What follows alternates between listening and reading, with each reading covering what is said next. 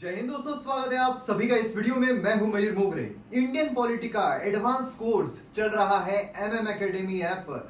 MM academy app पर जो पॉलिटिका course चल रहा है वो एडवांस इसीलिए है क्योंकि उसमें बहुत ही कॉम्प्रिहेंसिव डिटेल तरीके से मैं इंडियन पॉलिटी जो है वो आपके सामने लेकर आ रहा हूं, जहां पर प्रीलिम्स मेंस दोनों पर्सपेक्टिव से जो वीडियोस है वो बनाए जा रहे हैं। उसी के साथ साथ जो कंटेम्पररी इश्यूज है वो भी इसमें इंक्लूड किए जा रहे हैं, जिससे कि आपका करंट अफेयर जो है वो भी प्रॉपर तरीके से हो जाएगा स्टैटिक पोर्शन को लेकर। क्योंकि एग्जाम में अगर आप देखो तो इसी तरीके से आपको सवाल पूछे जाते हैं, जो कंटेम्पररी इश्यूज है उसे कनेक्ट किया जाता है स्टैटिक पोर्शन से। तो जिस तरीके से आपको सवाल पूछे जाएंगे उसी तरीके से जो कोर्स है, जो वीडियोस है वो मैं आपके सामने लेकर आ रहा हूं, और ये बहुत ही एडवांस कोर्स रहने वाला है जिससे कि आपका पॉलिटी कंप्लीटली कवर हो जाएगा। आप देरी बहुत करते हो, आप सोचते हो कि लेना या नहीं लेना, लेना या नहीं लेना, उसमें जो प्राइजेस है वो बढ़ जाते हैं।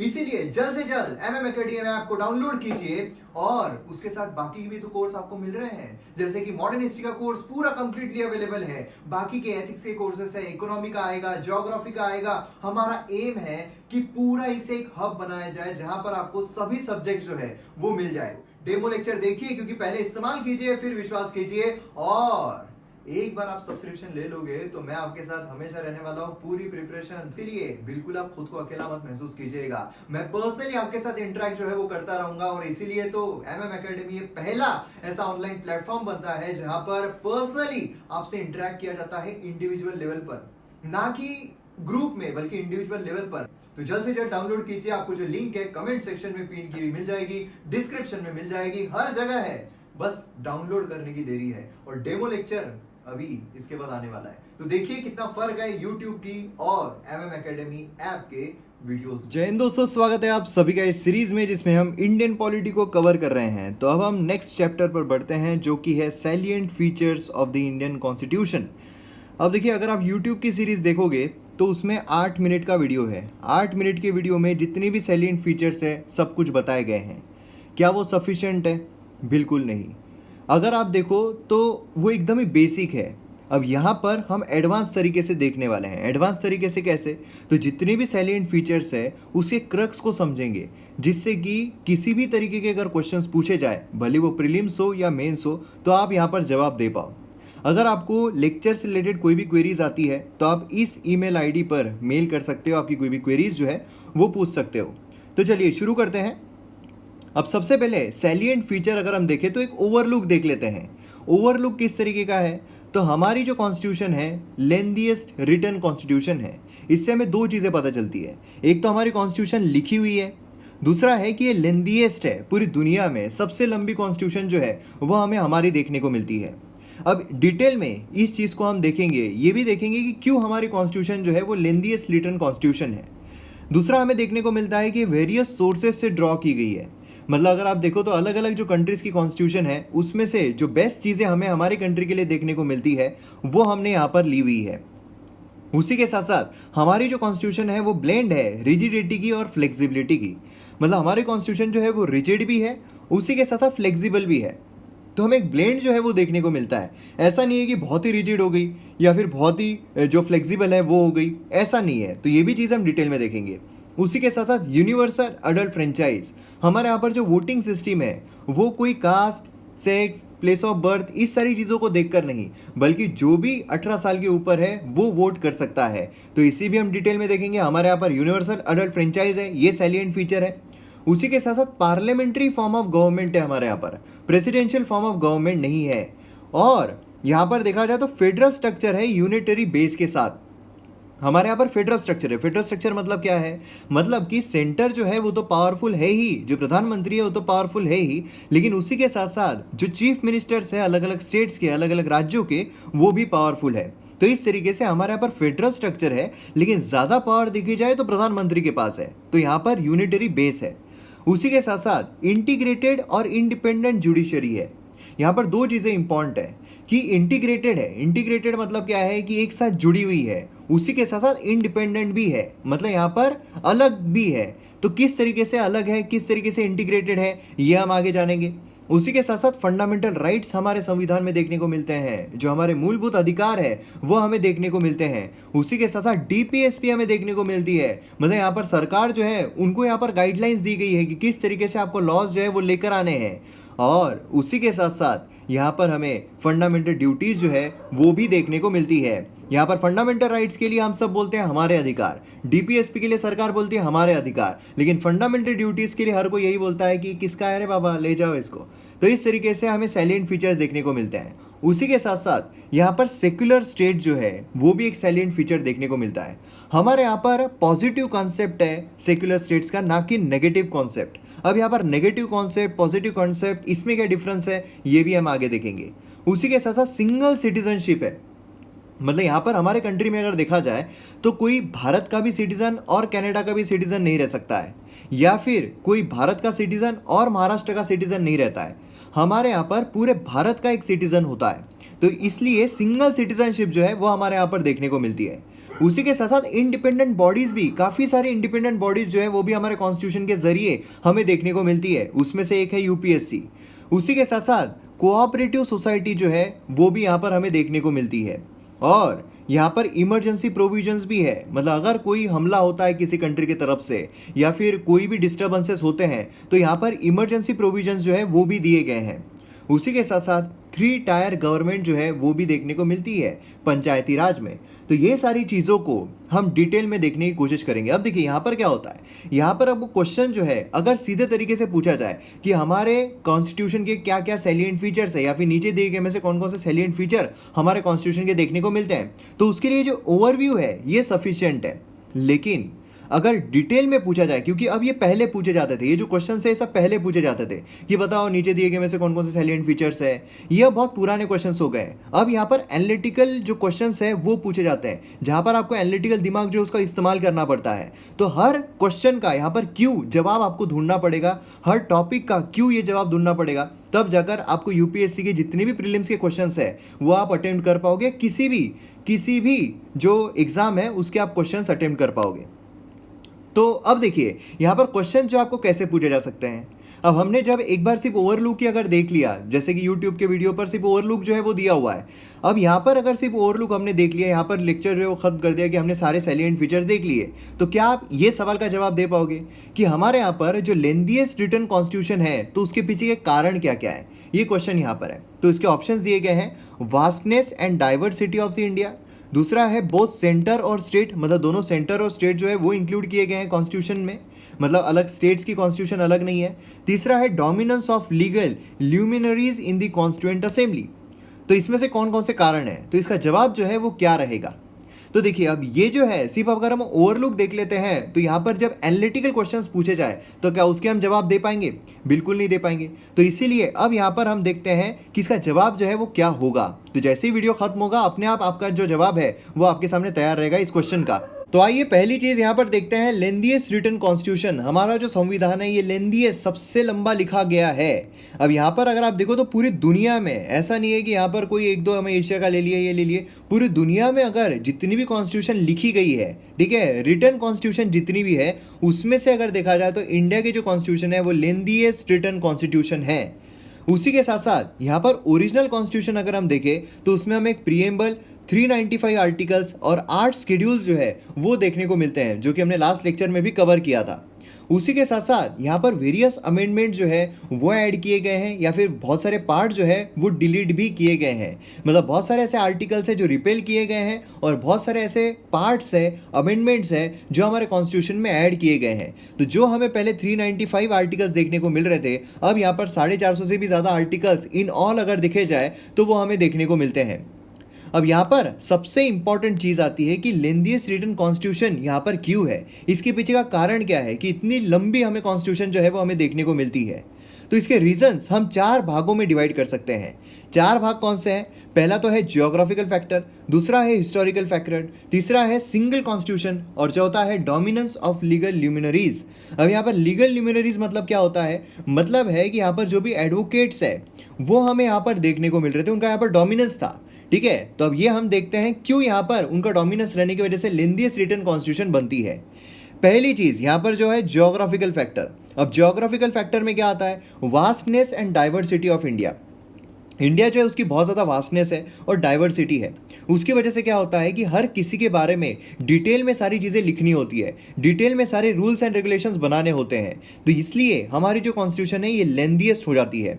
दूसरा यहाँ पर हिस्टोरिकल फैक्टर, बहुत सारे जो एक्ट्स हैं हमारे वो गवर्नमेंट ऑफ इंडिया 1935 से लिए गए हैं, वहाँ से बोरो किए गए हैं। हम देखेंगे कहाँ कहाँ से कौन कौन से सोर्सेस से बोरो किए गए हैं, लेकिन ज़्यादातर अगर देखा जाए तो गवर्नमेंट ऑफ इंडिया 1935 से लिए गए हैं। अब ये अगर देखें हम गवर्नमेंट ऑफ इंडिया 1935, तो हमने देखा है काफ़ी डिटेल्ड और काफ़ी बल्कि हमें जो एक फाइल है वो देखने को मिल रही थी। तो इसीलिए जब उसमें से लिया गया तो बट ऑब्वियसली काफ़ी ज़्यादा आर्टिकल उसमें से लेने की वजह से इसकी भी जो बल्कीनेस है ज़्यादा हो जाती है।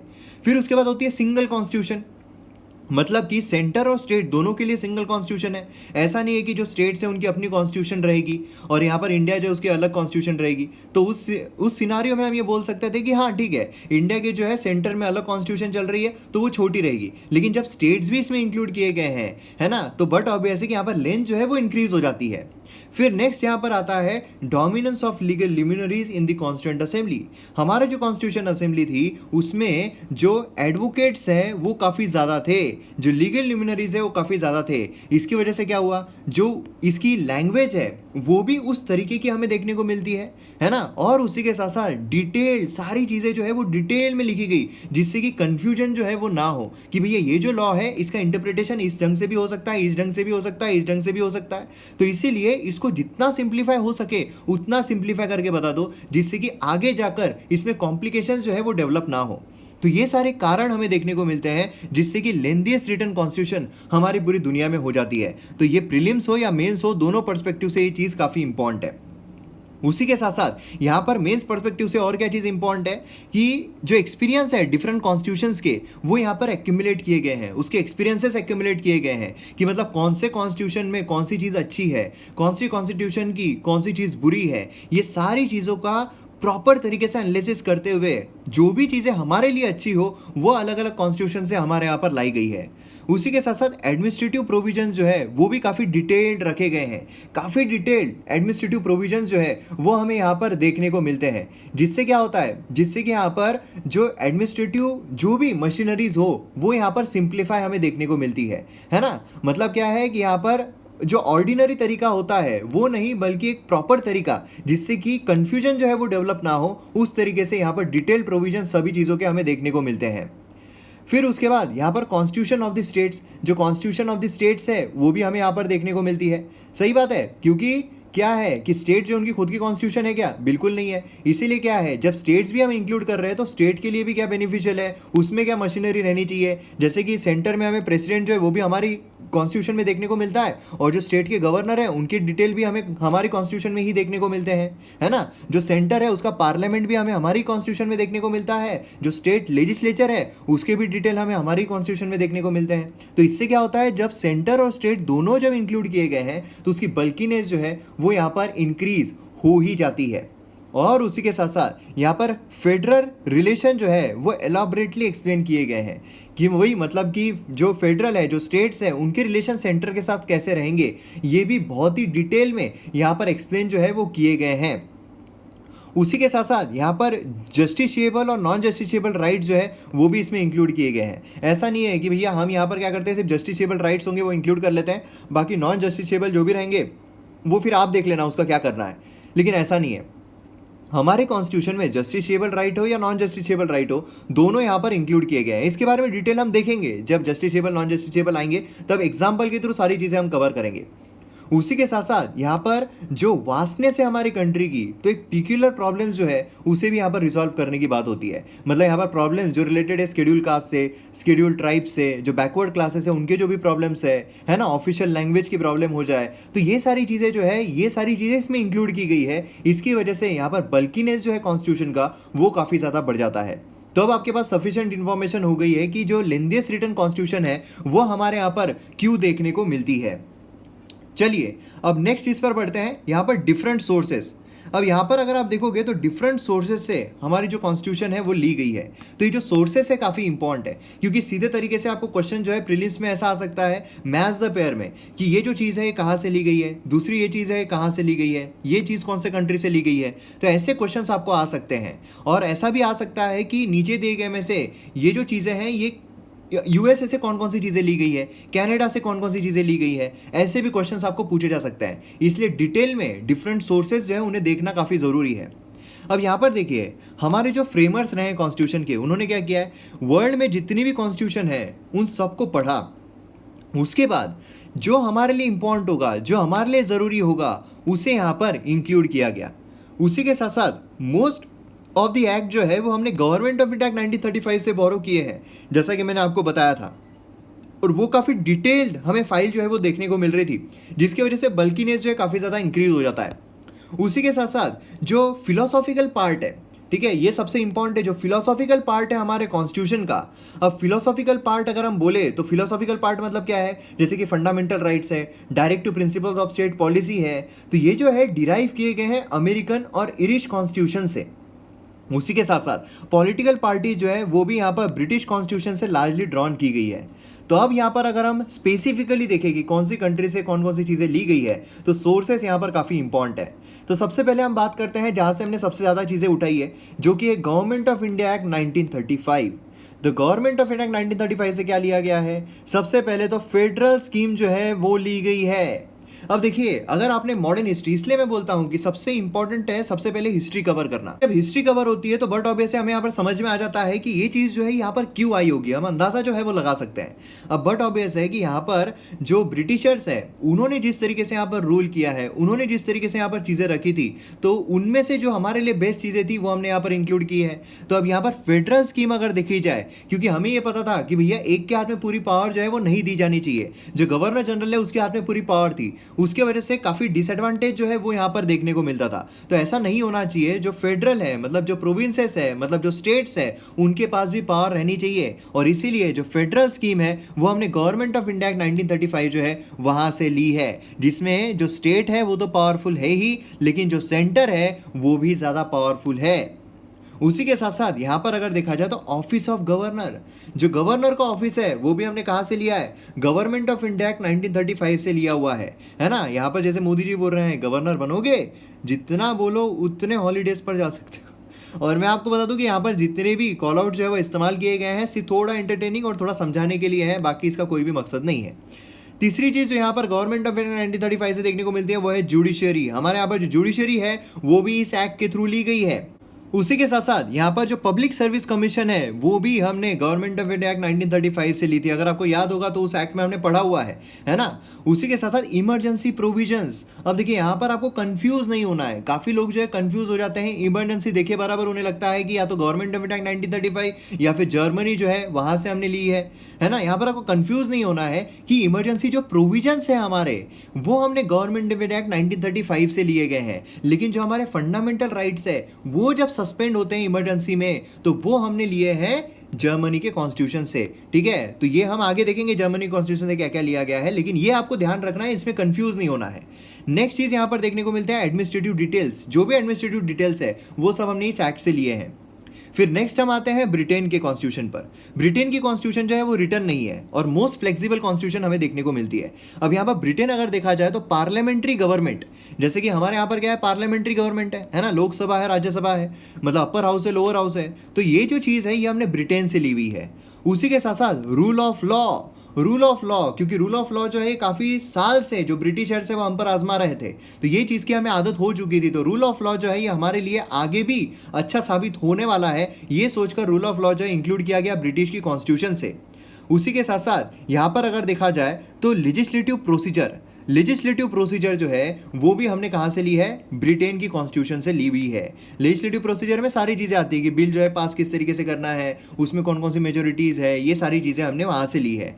उसी के साथ सिंगल सिटीजनशिप, मतलब कि एक इंसान, एक व्यक्ति दो देशों का सिटीजनशिप नहीं हो सकता, मतलब इंडिया का भी और किसी देश का citizenship at a time simultaneously नहीं हो सकता है। या तो इंडिया का सिटीजन रहेगा या तो वो इंडिया का सिटीजन नहीं रहेगा, किसी और देश का सिटीजन रहेगा। यही एक आपके पास ऑप्शन जो है वो बचता है। उसी के साथ साथ जो स्टेट्स है, जैसे यूएसए में अगर आप देखो तो यूएसए का जो नागरिक है वो यूएसए का भी सिटीजन होता है और स्टेट का भी सिटीजन होता है। लेकिन हमारे यहाँ पर ऐसा नहीं है। हमारे यहाँ पर इंडिया का सिटीजन और महाराष्ट्र का सिटीजन ऐसा नहीं है। हमारे यहाँ पर सिंगल सिटीजन होता है पूरे इंडिया का। फिर उसके बाद कैबिनेट सिस्टम जो है वो भी हमने वहाँ से ली है। अगर आपको पता होगा तो हमारे यहाँ पर कैबिनेट है ना, कैबिनेट जो हम ये देखिए ये सारी चीज़ें हैं ना, ये हम साइलेंट फीचर्स देख रहे हैं। ये सब चीज़ों को हम डिटेल में आगे अच्छी तरीके से देखने ही वाले हैं। कैबिनेट सिस्टम अगर हम देखें तो कैबिनेट सिस्टम क्या है, तो बट ऑब्वियस है कि यहाँ पर जो प्रधानमंत्री है वो अपने जो खास लोग हैं काउंसिल ऑफ मिनिस्टर से वो अपने साथ में रखता है ना। मतलब समझ लीजिए फ्रेंड्स और बेस्ट फ्रेंड्स। तो बेस्ट फ्रेंड जो है ये है कैबिनेट और फ्रेंड जो है वो है काउंसिल ऑफ मिनिस्टर्स।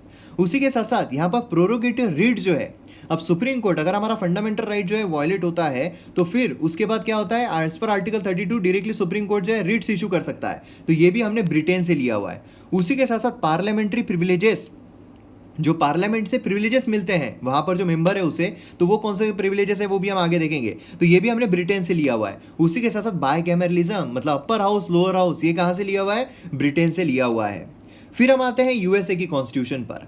अब यूएसए अगर हम देखें तो उसमें हमें सबसे पहले देखने को मिलता है इम्पीचमेंट ऑफ प्रेसिडेंट। यूएसए अगर आप देखोगे तो वहां पर प्रेसिडेंशियल फॉर्म ऑफ गवर्नमेंट है। तो बट ऑब्वियस है कि प्रेसिडेंशियल फॉर्म ऑफ गवर्नमेंट है तो प्रेसिडेंट जो है उनकी जो इंपॉर्टेंट चीजें रहेगी वो सब हम यूएसए से लेंगे। तो इम्पीचमेंट जो है हमारा प्रेसिडेंट का, किस तरीके से इम्पीच होते हैं हमारे प्रेसिडेंट, कौन सी मेजोरिटी लगती है, ये सब हम प्रेसिडेंट चैप्टर में अच्छी तरीके से देखेंगे। उसी के साथ साथ जो फंक्शंस है प्रेसिडेंट के, वाइस प्रेसिडेंट के, बट ऑब्वियसली यूएसए में प्रेसिडेंशियल फॉर्म ऑफ गवर्नमेंट, उससे रिलेटेड काफी सारी चीजें हमें देखने को मिलेगी। उसी के साथ साथ यूएसए में अगर आप देखो तो जुडिशियरी भी काफी ज्यादा स्ट्रांग है ना। तो इसीलिए वहां पर हमें रिमूवल जो है सुप्रीम कोर्ट जजेस का, हाई कोर्ट जजेस का, वो देखने को मिलता है। उसी के साथ साथ जो फंडामेंटल राइट्स है वो हमने कहां से लिए हैं, यूएसए से लिए हैं, ठीक है।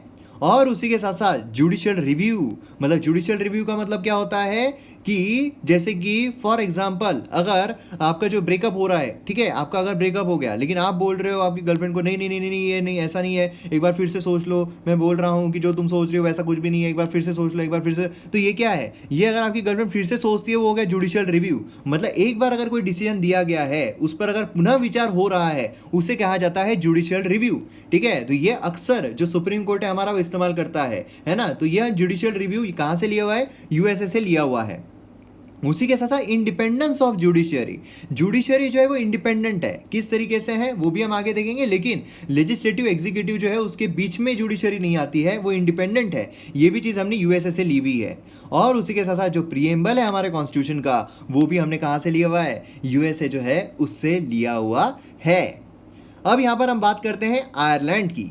आयरलैंड, तो यहाँ से हमने कौन कौन सी चीज़ें ली है, तो directive principle of state policy, इसे हम आयरिश कॉन्स्टिट्यूशन भी कहते हैं। तो हमने डीपीएसपी जो है वो वहाँ से लिया हुआ है, ठीक है। जो नॉमिनेशन है मेंबर ऑफ राज्यसभा वो हमने कहाँ से लिया हुआ है, आयरलैंड से लिया हुआ है। और जो मेथड्स है इलेक्शन ऑफ प्रेसिडेंट की वो हमने कहाँ से ली हुई है, आयरलैंड से ली हुई है, ठीक है। जो फंक्शंस है प्रेसिडेंट के, उसी के साथ साथ जो रिमूवल प्रोसेस है प्रेसिडेंट का वो यूएसए से लिया गया है। लेकिन जो मेथड है ऑफ इलेक्शन ऑफ प्रेसिडेंट की, प्रेसिडेंट के इलेक्शंस कैसे होते हैं, हमारे यहाँ पर कौन सा है, इनडायरेक्ट इलेक्शंस है ना। ये सारी चीजें हम देखेंगे, इनडायरेक्ट इलेक्शंस है, तो ये हमने कहाँ से लिया हुआ है, आयरलैंड से लिया हुआ है। फिर हम बात करते हैं कनाडा की। कनाडा की अगर हम बात करें तो फेडरेशन विद स्ट्रॉन्ग सेंटर। अब देखिए हमारे यहाँ पर जैसा मैंने आपको बताया था कि सेंटर जो स्ट्रॉन्ग है, लेकिन जो चीफ मिनिस्टर्स है, जो स्टेट्स हैं, उनके पास भी पावर है, लेकिन ज़्यादा पावर सेंटर के पास है। तो ये जो चीज़ है कि वह फेडरेशन रहना चाहिए लेकिन स्ट्रॉन्ग सेंटर रहना चाहिए, ये हमने कनाडा से लिया हुआ है। नहीं तो यूएसए अगर आप देखो तो वहाँ पर प्रॉपर फेडरल स्ट्रक्चर है, वहाँ पर सेंटर जो है वो भी पावरफुल है और जो स्टेट्स हैं उनके पास भी अच्छी पावर है। तो इसीलिए यूएसए से हमने ये चीज़ नहीं ली है, हमने कनाडा से ली है कि वहाँ पर स्ट्रॉन्ग सेंटर जो है वो देखने को मिलता है। उसी के साथ साथ यहाँ पर रेसिडियरी पावर जो है सेंटर के पास दिए गए हैं, ये भी हमने कनाडा से लिया हुआ है। मतलब हमारे यहाँ पर लिस्ट है ना, यूनियन लिस्ट है, स्टेट लिस्ट है, कॉन्करेंट लिस्ट है। यूनियन लिस्ट में वो सब्जेक्ट्स है जिस पर केंद्र सरकार एक्सक्लूसिवली लॉज बना सकती है, स्टेट लिस्ट में वो सब्जेक्ट्स है जिस पर राज्य सरकार एक्सक्लूसिवली लॉज बना सकती है, और कॉन्करेंट लिस्ट में वो सब्जेक्ट्स है जिस पर दोनों ही लॉज बना सकते हैं। तो जहाँ पर रेसिडियरी सब्जेक्ट्स आ गए, मतलब जो इन तीनों में नहीं दिए गए हैं, उस पर कौन लॉज बनाएगा, तो उसकी पावर जो है सेंटर के पास दी गई है। तो इस तरीके से रेसिडियरी पूरी पावर जो है वो सेंटर ने रखी है। कहाँ से लिया हुआ है? कनाडा से लिया हुआ है। उसी के साथ साथ जो गवर्नर की अपॉइंटमेंट है सेंटर के द्वारा, ये भी हमने कनाडा से ली हुई है ना। जब यहाँ पर हम स्ट्रॉन्ग सेंटर की बात करते हैं तो बट ऑब्वियस है कि गवर्नर अगर इलेक्टेड हो तो वो अपनी पावर ज़्यादा बताएगा, तो इसीलिए यहाँ पर अपॉइंटमेंट जो है वो रखी गई है प्रेसिडेंट के द्वारा, ठीक है।